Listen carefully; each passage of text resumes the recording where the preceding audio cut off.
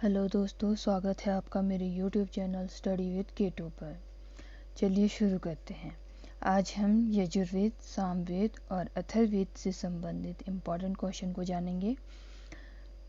इससे पिछली वीडियो में मैंने ऋग्वेद से संबंधित इम्पॉर्टेंट क्वेश्चन के बारे में बताया है, आप उसे भी ज़रूर देख लें।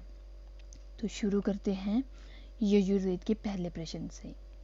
यजुर्वेद का पहला प्रश्न है, यजुर्वेद में कितने मंडल है? यजुर्वेद में 4 मंडल है। कितने मंडल है? 4। अगला प्रश्न है, यजुर्वेद में कितने मंत्र हैं? यजुर्वेद में 2000 मंत्र हैं।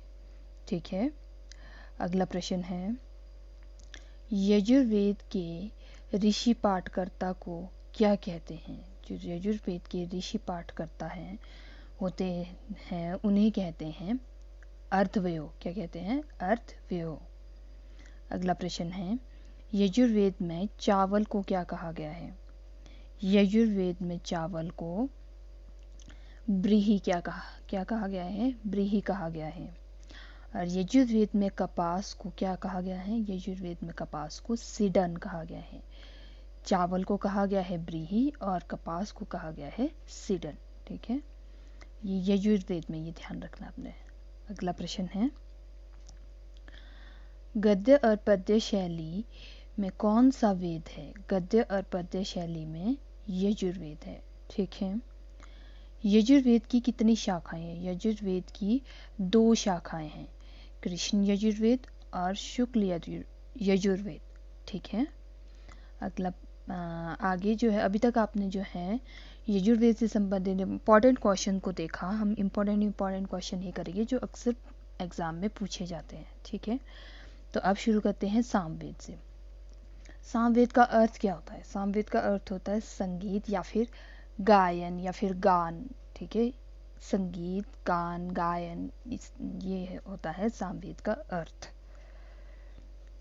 सामवेद के पाठकर्ता ऋषि को क्या कहते हैं? सामवेद के पाठकर्ता ऋषि को क्या कहते हैं? उदात्री। ठीक है, क्या कहते हैं? उदात्री। अगला क्वेश्चन है, भारतीय संगीत का जनक किस वेद को माना गया है?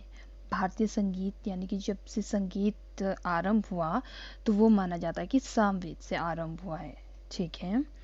अगला प्रश्न है, सामवेद में कितने मंत्र हैं? तो सामवेद में 1875 वेद हैं, सॉरी मंत्र हैं। ठीक है। अगला प्रश्न देखेंगे।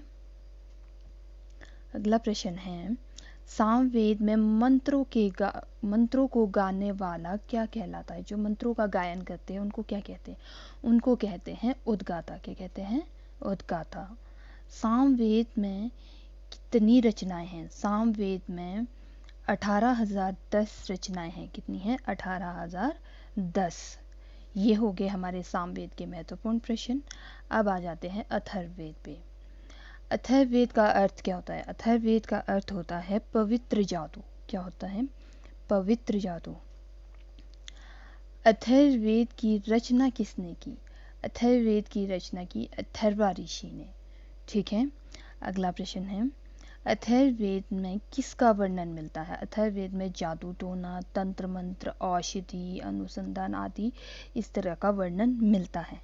ठीक है। अगला प्रश्न है, अथर्ववेद में कितने मंत्र हैं? अथर्ववेद में 5987 मंत्र हैं। कितने हैं? 5987 मंत्र हैं। अगला प्रश्न है आपका, अथर्ववेद में मंत्रों का उच्चारण करने वाले पुरोहित क्या कहलाते हैं? जो मंत्रों का उच्चारण करते हैं उन्हें कहा जाता था ब्रह्मा या फिर ब्रह्म। ठीक है। अगला प्रश्न है, अथर्ववेद में प्रजापति की 2 पुत्रियां किसे बताया गया है? वो बताया गया है सभा और समिति को। किसे बताया गया है? सभा और समिति को। अगला प्रश्न है, कन्याओं के जन्म की निंदा कौन सा वेद करता है? जो कन्याओं के जन्म की निंदा करता है वो करता है अथर्ववेद। ठीक है। अगला प्रश्न है, तो यहाँ तक आपके जो है अथर्ववेद के सारे सामवेद, अथर्ववेद और यजुर्वेद के सारे इम्पोर्टेंट क्वेश्चन हो गए। अब इसके अतिरिक्त भी और जो क्वेश्चन इससे रिलेटेड पूछे जाते हैं हम उनको देखेंगे, ठीक है। अतिरिक्त प्रश्नों में पहला प्रश्न है, चार वेदों को क्या कहा जाता है? जो चार वेद है, ऋग्वेद, सामवेद, यजुर्वेद, अथर्ववेद, इन्हें कहा जाता है संहिता। क्या कहा जाता है? संहिता। वेद किसने लिखे? वेद लिखे हैं वेद व्यास जी ने। किसने लिखे हैं? वेद व्यास जी। नाम से आप याद रख सकते हैं, वेद वेद वेद व्यास, ठीक है। अगला प्रश्न है, वेदों को समझने के लिए किसकी रचना की गई? वेदों को समझने के लिए की गई वेदांगों की रचना, ठीक है। अगला प्रश्न है, वेदों के कितने उपवेद हैं? जो वेदों के उपवेद हैं वो है 4, ठीक है। तो हम इन उपवेद के साथ साथ रचनाकार और विषय ये भी देखेंगे, ठीक है। वेद, उपवेद, रचनाकार और विषय, ये आपके सारे के सारे यहाँ पर वेद हो गए 4, और इसके 4 उपवेद और इसके रचनाकार और इसके विषय, ठीक है। तो सबसे पहले है ऋग्वेद। ऋग्वेद का उपवेद है आयुर्वेद, ठीक है। और इसके रचनाकार है, ऋग्वेद के रचनाकार है धन्वंतरी, और ऋग्वेद का विषय है चिकित्सा, ठीक है। अब है यजुर्वेद। यजुर्वेद का उपवेद है धनुर्वेद। यजुर्वेद के रचनाकार है विश्वामित्र, और विषय है इसका युद्ध कला, ठीक है। क्या है? युद्ध कला। युद्ध और कला दोनों आ जाते हैं इसमें। और सामवेद का उपवेद है आपका गंधर्व वेद, और रचनाकार है इसकी भरत मुनि, और विषय है कला और संगीत, ठीक है। इसमें भी ये कला और संगीत दोनों आ जाते हैं सामवेद में। फिर है अथर्ववेद। अथर्ववेद का उपवेद है शल्य शास्त्र, और इसके रचनाकार है विश्वामित्र, और इसका विषय है भवन निर्माण, ठीक है। तो अगर आपको एग्ज़ाम में प्रश्न पूछा जाएगा तो वो ज़रूरी नहीं है यही पूछे कि ऋग्वेद का उपवेद क्या है, सामवेद का उपवेद क्या है। वो इस तरह से भी पूछा जा सकता है कि ऋग्वेद के रचनाकार कौन है, ठीक है, या फिर सामवेद के रचनाकार कौन है, या फिर यजुर्वेद का विषय क्या है, ठीक है। तो ये आपको पूरा का पूरा चार्ट जो है ध्यान से लर्न करना है। अगला प्रश्न है, वेदांगों की संख्या कितनी है? वेदांगों की संख्या है 6। वेदों को समझने के लिए किसका प्रयोग किया जाता है? वेदांगों का ना। और इन्हीं वेदांगों की संख्या है 6। कौन कौन से हैं देखते हैं। शिक्षा, ज्योतिष, कल्प, व्याकरण, निरुक्त और छंद। एक बार फिर से देखेंगे, शिक्षा, ज्योतिष, कल्प, व्याकरण, निरुक्त और छंद, ठीक है।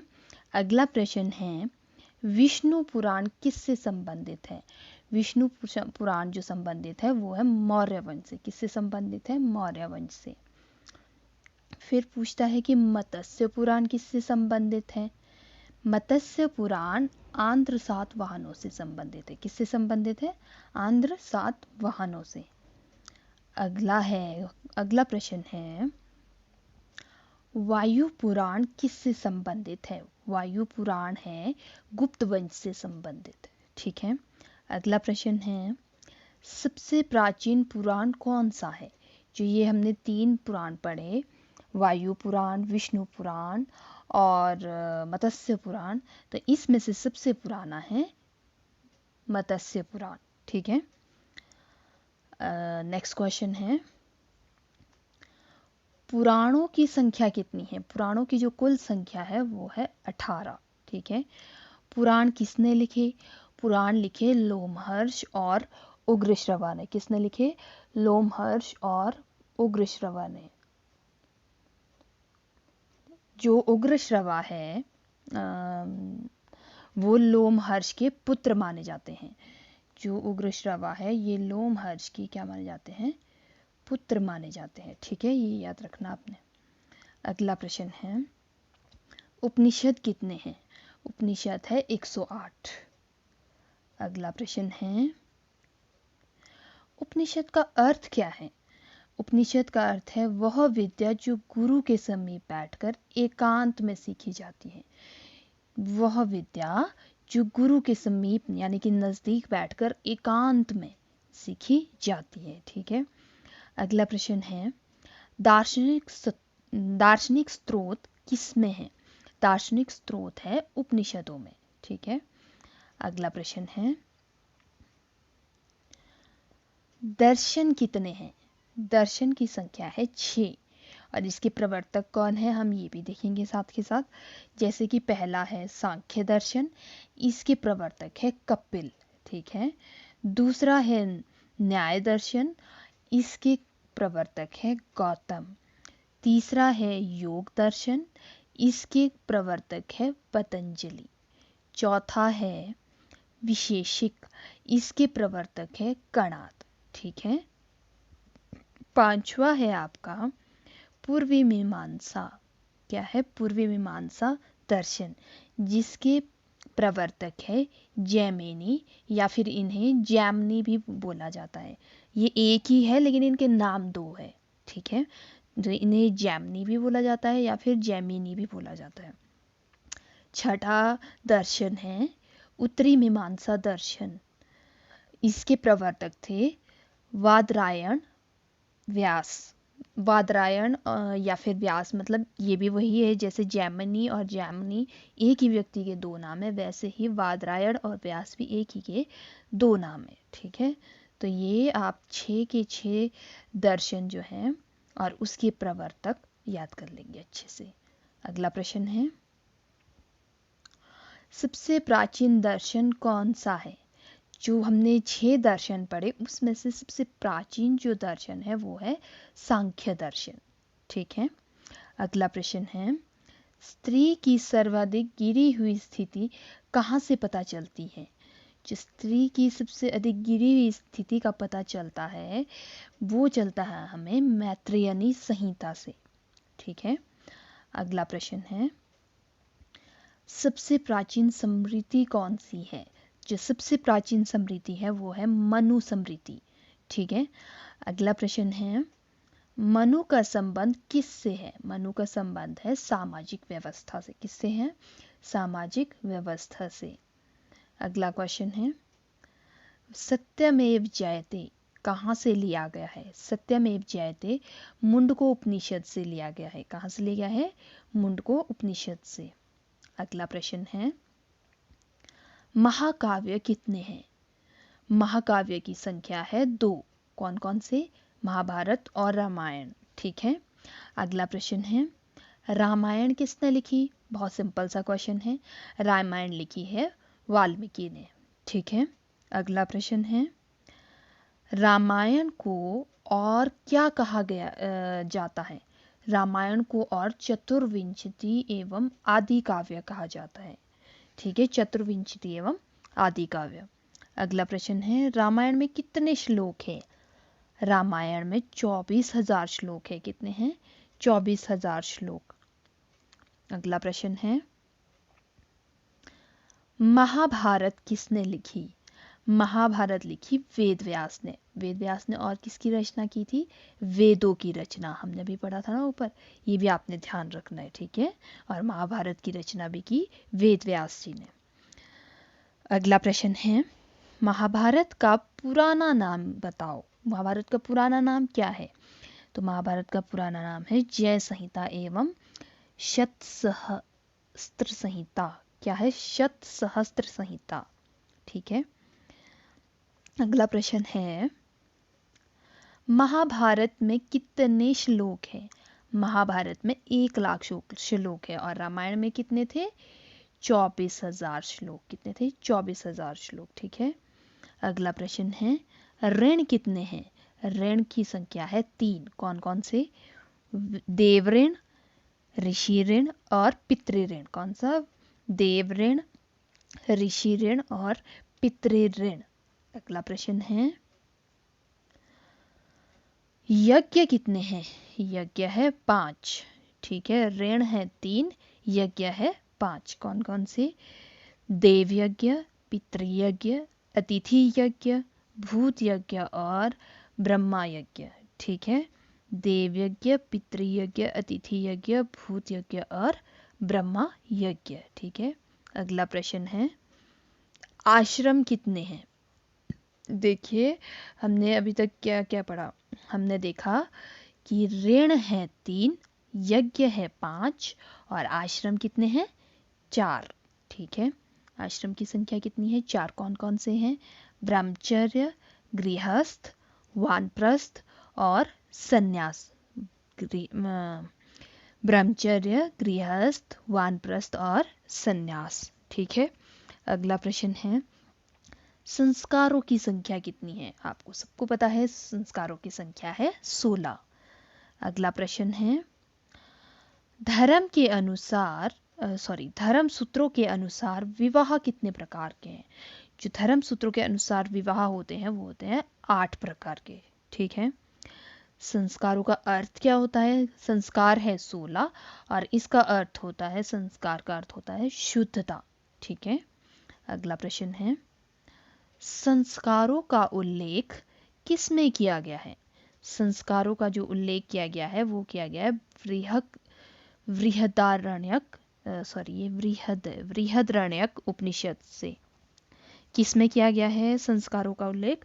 बृहदारण्यक उपनिषद में। कल्पसूत्र की रचना किसने की? कल्पसूत्र की रचना की भद्रबाहु ने। ठीक है, अगला प्रश्न है अर्थशास्त्र के लेखक कौन है? अर्थशास्त्र के लेखक है चाणक्य और चाणक्य को ही कौटिल्य और विष्णुगुप्त नाम से भी पुकारा जाता है। ठीक है, तो अगर एग्जाम में चाणक्य की जगह कौटिल्य या विष्णुगुप्त में से कोई आ जाए तो आपको कंफ्यूज नहीं होना वहां पर उस टाइम। ठीक है, अगला प्रश्न है अर्थशास्त्र कितने अधिकरणों और प्रकरणों में विभाजित है?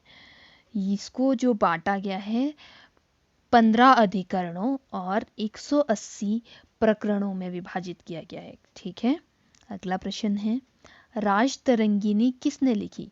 राजतरंगिणी लिखी कल्हण ने। अगला प्रश्न है संस्कृत व्याकरण की पहली पुस्तक कौन सी है? संस्कृत व्याकरण की पहली पुस्तक कौन सी है? संस्कृत व्याकरण की पहली पुस्तक है अष्टाध्यायी और इसके लेखक कौन है? पाणिनि। ये आपने याद रखना है, बहुत पूछा जाता है ये एग्जाम में क्वेश्चन। अगला प्रश्न है गार्गी संहिता जो कि एक ज्योतिष ग्रंथ है। क्या है ये? ज्योतिष ग्रंथ है।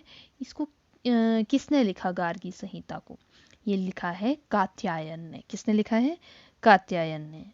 तो ये हमारा आज का लास्ट क्वेश्चन था। फुल रहा हो तो इसे लाइक ज़रूर कर दें, साथ ही सब्सक्राइब भी कर दें। बेल आइकन को दबाना ना भूलें और अपने दोस्तों के साथ शेयर भी ज़रूर करें। Thank you for watching. मुस्कुराते रहिए।